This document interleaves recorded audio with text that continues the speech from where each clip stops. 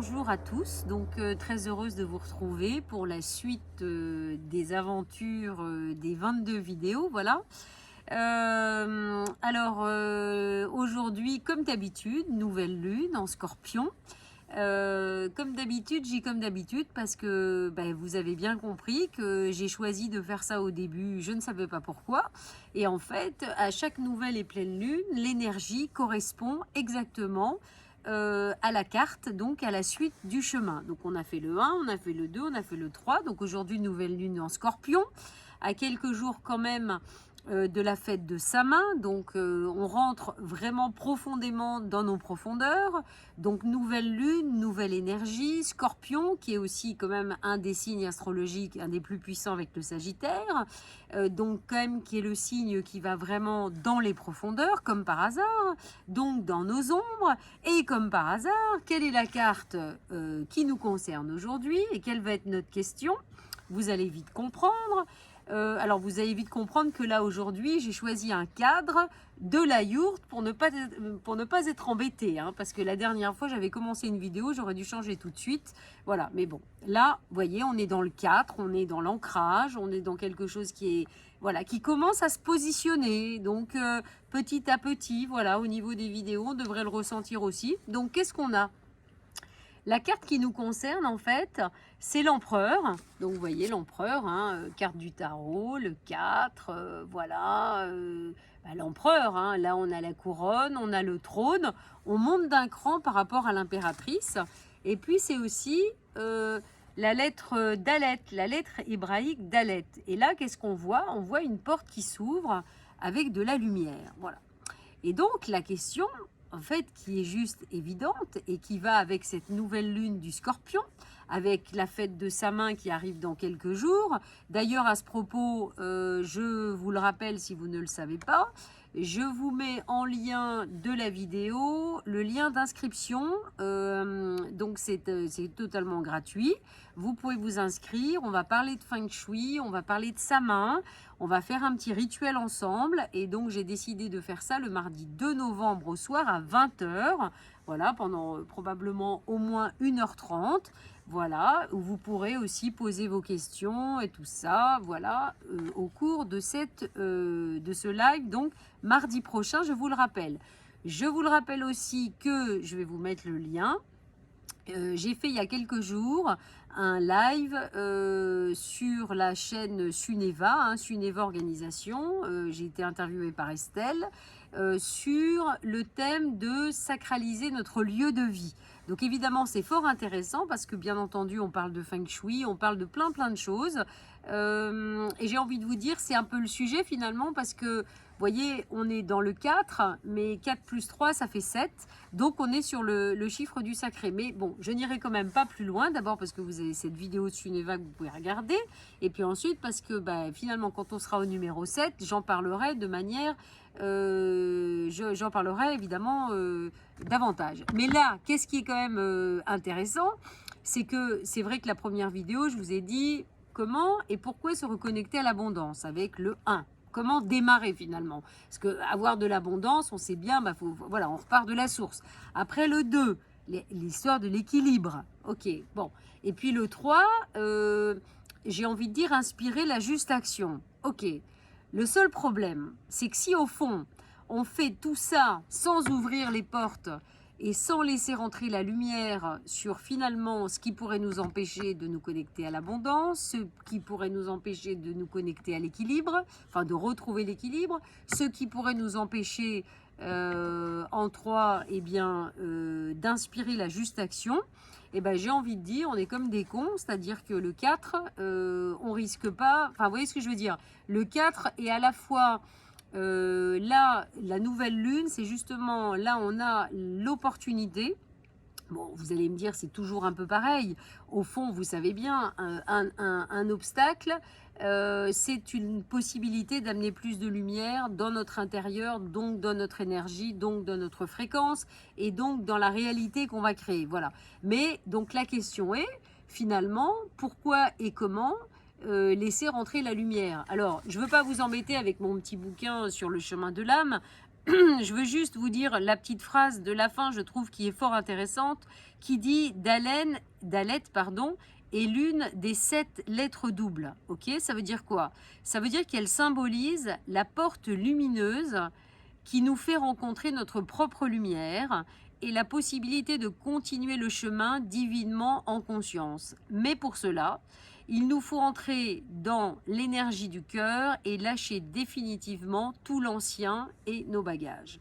Donc finalement, pourquoi et comment décider d'ouvrir la porte à la lumière et donc finalement nous permettre probablement les trois premières questions, eh bien voilà, je viens d'y répondre, hein, c'est-à-dire effectivement, eh bien qu'est-ce que encore, pourquoi? Parce que ça va me permettre d'avancer sur le chemin de manière évidente, parce que de toute façon il n'y a pas d'autre manière d'avancer, donc je veux dire voilà, soit on continue de se voiler la face et voilà, soit on décide d'y aller vraiment, et donc finalement comment, encore une fois, me poser la question sur peut-être aujourd'hui, voilà, quels sont encore les blocages de mon passé qui peuvent m'empêcher vraiment de retrouver finalement cette énergie du cœur et d'avancer, voilà, d'avancer avec tout ce que je suis, et voilà, pour pouvoir, parce que finalement après le 4, eh bien on a le 5, et le 5 encore une fois c'est la quintessence et la mise à nu effectivement pour retrouver les 5 éléments à l'intérieur de nous. Alors au fond, voilà, je crois que cette vidéo elle va être assez courte, parce que voilà, finalement, pourquoi, on a compris. Alors comment, pourquoi, comment, quels pourraient être les outils qui pourraient nous aider, encore une fois, à laisser aller ces blocages et laisser aller toutes ces mémoires du passé. Alors, si on fait un lien avec le Feng Shui, comme je vous l'ai promis, eh bien, en fait, on se rend compte que dans notre maison, la partie de la maison qui concerne le passé, d'accord, est aussi une zone qui concerne la famille, qui concerne la vitalité, qui concerne la santé. Donc, je vous le rappelle, quand on rentre dans une maison ou dans un appartement, vous savez bien, on pose le fameux bagua qu'on va diviser en 9 cases. Et en fait, c'est la partie... vous prenez le mur de gauche et c'est le milieu du mur de gauche. Voilà. Et ça va être comme ça pour votre maison, ça va être comme ça pour votre appartement, et ça va être comme ça dans chaque pièce. Donc là, en fait, déjà pour peut-être vous donner des éléments de réponse sur comment, parce qu'on a bien compris pourquoi, on a compris que ça va nous aider à nous reconnecter à l'abondance, ça va nous aider à trouver un équilibre, ça va nous aider à actionner l'action juste. Pourquoi? Parce qu'on va mettre de la lumière sur ce qui nous empêche justement de faire ces 3 premiers points. Donc le 4, la question est, c'est voilà, voilà, c'est le moment, j'ouvre la porte sur tout ce qui me dérange, je laisse rentrer la lumière, voilà, sur mes profondeurs. Donc ça veut dire que souvent, donc vous savez bien, en Feng Shui, voilà, on a un axe vertical, un axe horizontal, on a les 2 diagonales, et donc l'axe horizontal, c'est vraiment cette histoire du passé et de l'avenir. Et finalement, je ne peux pas continuer d'avancer si je ne mets pas de la lumière sur le passé. Là, en fait, ça correspond vraiment à ça. Donc moi, je vous invite vraiment au niveau de votre maison à aller voir vos zones famille. D'abord, de vérifier si vous êtes à l'ouest ou pas. Voilà, où est l'ouest dans votre maison. Donc, si l'ouest, en fait, est dans cette zone, ça vous montre déjà que peut-être pour vous, c'est une des plus grosses problématiques. C'est-à-dire que l'ouest, voilà, c'est comme l'énergie du scorpion là qui arrive, c'est comme l'énergie de sa main. Je suis obligée d'aller en profondeur, d'aller voir mon ombre pour ouvrir le circuit, pour ouvrir toutes les portes que je dois ouvrir. Voilà. Donc, c'est d'aller voir déjà au niveau de l'orientation, ok, donc ça va vous donner une idée, et puis d'aller voir quel type de pièce vous avez en fait dans votre zone santé au niveau du bagua général. Alors, est-ce que vous avez une chambre, est-ce que vous avez une cuisine, un salon, salle à manger? Donc, est-ce que vous avez des pièces qui vibrent, j'ai envie de dire, qui sont dans une énergie positive, ou est-ce que vous avez des pièces en fait qui vibrent plutôt négatif, du genre une salle de bain, des toilettes, peut-être un dressing, une pièce sombre, voilà. Peut-être que vous pouvez avoir un manque aussi de zones en fait, de zones dans le passé. Voilà, vous pouvez avoir aussi une cuisine. Donc une cuisine plein ouest, ça veut dire que inévitablement, la cuisine étant une symbolique de famille, bah, en fait, avec l'ouest, on va dire que bah, ça va pas faire bon ménage. C'est-à-dire que là, on montre vraiment du doigt, hein. Voilà, on indique bien que il va y avoir une problématique au niveau de la famille et peut-être donc au niveau de la vitalité. Enfin, voilà, ça risque d'être un problème important. Donc aujourd'hui, peut-être qu'il est temps de vous pencher sur l'ombre la plus profonde. Voilà. Alors peut-être que pour le coup, l'ouest aussi n'est peut-être pas dans cette zone-là. Donc je vous invite quand même à regarder où est l'ouest dans votre maison. Peut-être que c'est dans la zone abondance, peut-être que c'est dans la zone amour, projet. Bon, et ben quel que soit l'endroit où l'ouest va se trouver, ça va vous donner une idée de la problématique la plus importante. Voilà, c'est une piste déjà pour aller chercher. Donc au niveau de l'orientation, et puis encore une fois, au niveau de la pièce que vous pouvez trouver. Et puis évidemment, on va au-delà, un l'entonnoir qui se rétrécit, c'est-à-dire que vous allez aller voir après dans chaque pièce, finalement, qu'est-ce que j'ai à chaque fois dans ma zone famille passée. Voilà. Et puis ce qui est drôle, c'est que très souvent, eh bien, vous allez vous allez retrouver quelque part, s'il y a vraiment une problématique qui est là, quelque part, vous allez la retrouver un petit peu partout dans votre maison. Donc moi, j'ai envie de vous dire, voilà, de faire ça. Après, voilà, il y a plein d'autres techniques. Vous pouvez travailler avec votre double, encore une fois, le soir en vous endormant. Hein, voilà, quand vous avez identifié quelque part la problématique, eh bien, vous pouvez demander à votre double le soir en vous endormant, eh bien, de vous aider à la régler. Vous pouvez aussi toujours, comme d'habitude, travailler avec Ho'oponopono. Vous pouvez travailler après avec les outils en fait que vous connaissez et avec lesquels vous êtes confortable, en fait, c'est ça. Mais l'idée, c'est qu'il faut identifier. Donc, au travers de la maison, encore une fois, ça va être une manière, voilà. Alors là, évidemment, j'ai axé sur l'Ouest, j'ai axé sur le passé, puisqu'on parle des mémoires du passé. Mais au fond, vous savez bien que cette porte, en fait, elle doit s'ouvrir. Vous savez bien que les fameuses zones d'énergie Feng Shui qui font tout le tour de la maison, eh bien au fond, vous savez bien que bah, si au niveau du cœur, justement, il y a toutes ces blessures, eh bien les portes sont fermées. Voilà. Donc vraiment, c'est le moment, j'ai envie de dire, de faire une analyse générale de votre bagouet de maison. Voilà, encore une fois, j'ai une salle de bain dans ma zone abondance, ça veut dire que inévitablement, la porte est fermée. Voilà, ça veut dire que j'ai des blessures en moi, il n'y a rien à faire qui m'empêche finalement de me connecter à l'abondance. Voilà. Donc, bon, alors bien sûr, voilà, vous savez bien, hein, je reste disponible si vous avez envie de faire une expertise à distance. Mais vous pouvez déjà, franchement, en regardant vraiment, j'ai fait tellement de vidéos sur le Feng Shui que vraiment en regardant les vidéos, vous pouvez vous débrouiller pour essayer de décoder un petit peu votre maison. Et puis sachez que en dehors de la formation en ligne totale que je propose, je l'ai vraiment scindée et j'ai parlé des essentiels. Donc vous avez vraiment les essentiels. Voilà, vous avez les 3 premiers modules. Il y a quand même, je sais pas combien de PDF. Il y a plus de 15 heures de vidéos. Et en bonus, je vous offre 3 lives. Ça veut dire que dans la formation complète, vous savez, les gens ont des lives tous les mois, d'accord? Et donc là, avec la formation des essentiels, j'offre 3 lives. Ça veut dire que pendant 3 mois, vous allez avoir accès à ce live d'1 heure. Voilà, qui est super intéressant. Pourquoi? Parce que vous pouvez vous connecter en direct, vous pouvez poser vos questions et en général, je décode des plans où je fais même une analyse complète. Donc là, par exemple, la dernière fois, j'ai analysé, voilà, j'avais des photos, j'avais une vidéo, j'ai fait tout ça en direct, voilà, donc c'est super intéressant pour évidemment les gens qui suivent la formation. Donc si vraiment c'est quelque chose qui vous intéresse, pensez-y parce que du coup, vous l'avez à un coût vraiment... enfin, je veux dire, voilà, ça reste hyper intéressant. puisque c'est 399 €, vous pouvez payer en 3 fois, vous avez les trois modules, vous avez les 3 lives, voilà. Donc c'est pas pour vous vendre ma salade, mais c'est pour vous dire que inévitablement, là il y a de la matière. Moi c'est des choses évidemment que je propose, c'est un enseignement, mais c'est le résultat évidemment de plein d'années de cheminement. Donc vous avez cette possibilité là. Vous pouvez aussi vous brancher sur le live le 2 novembre, parce que si vous avez des questions.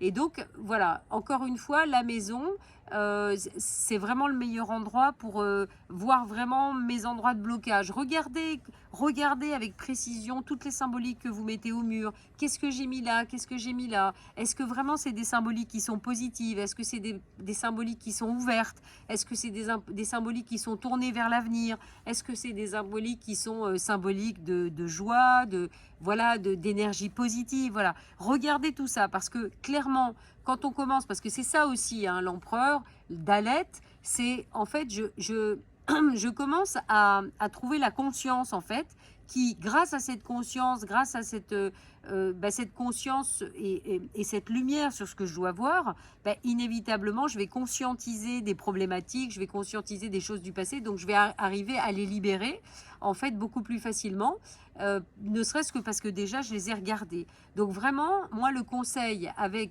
cette 4e vidéo, pour quelque part vous aider aussi à réaliser les 3 premières, hein, pourquoi et comment décider d'ouvrir la porte finalement et de laisser rentrer la lumière, bien allez regarder consciemment tout ce qui vous entoure. Réfléchissez à votre vie aujourd'hui, réfléchissez à vos relations, vraiment essayez de faire vraiment voilà, de lister et de voir finalement voilà, les situations qui ne sont pas pardonnées, les situations qui ne sont pas acceptées, que ce soit les situations, les relations. Et dans ma maison, qu'est-ce que j'affiche? Voilà. Et finalement aussi, comment je me sens bien dans ma maison ou pas. Et tout ça, c'est des éléments vraiment essentiels, extrêmement importants, voilà, qui vont vous aider à y voir clair. Voilà. Donc, finalement, ces vidéos, c'est sûr, voilà, c'est pas des analyses feng shui, c'est pas plein d'informations par rapport au feng shui.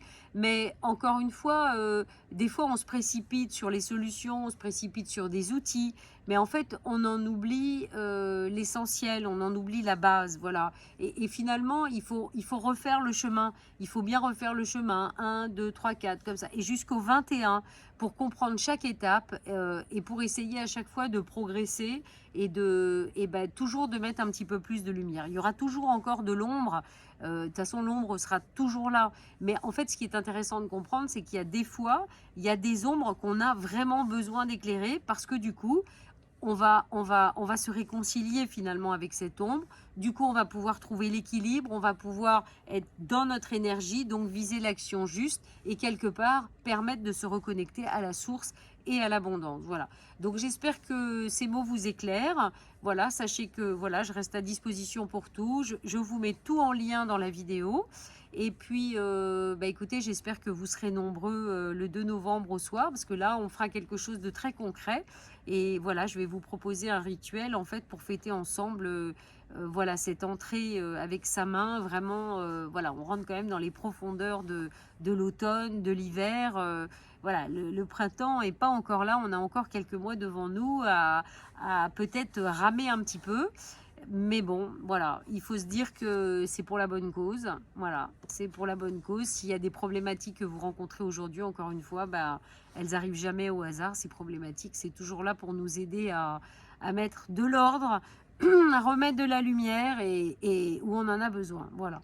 Donc, je vous remercie pour votre attention. Voilà, j'espère que tout va bien pour vous. Et puis, oui, si, une dernière petite annonce. C'est marrant, j'avais l'impression presque la yourte bougeait. Là, il faut que j'arrête de fumer la moquette. Alors, j'ai un petit week-end. Alors, j'ai quand même mis une formation de Feng Shui du 5 au 11 décembre, donc qui est certifiante, c'est 7 jours. Donc, écoutez, si ça vous parle, voilà, contactez-moi au plus vite.